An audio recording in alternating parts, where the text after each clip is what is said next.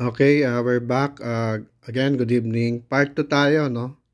Kanina, we're trying to multiply the same variable with different exponent. This time, gagawin naman natin yung opposite, no? We will, this time, try to divide. No? Still, the same variable with different exponent. This time it's x raised to the 4th power divided by x squared. Similar with what we did in multiplication, no?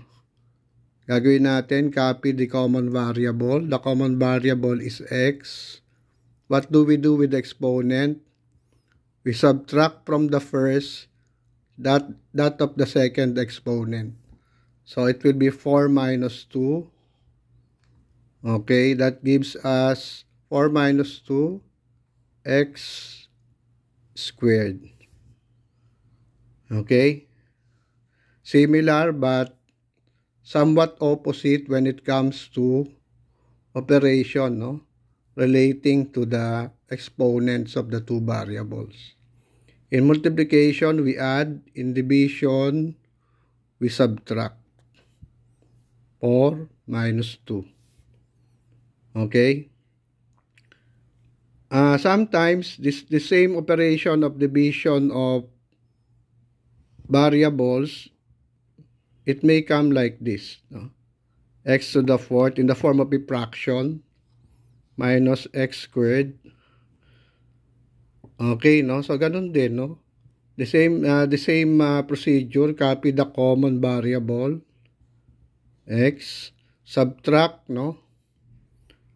Subtract from the first exponent 4, yung second exponent minus 2.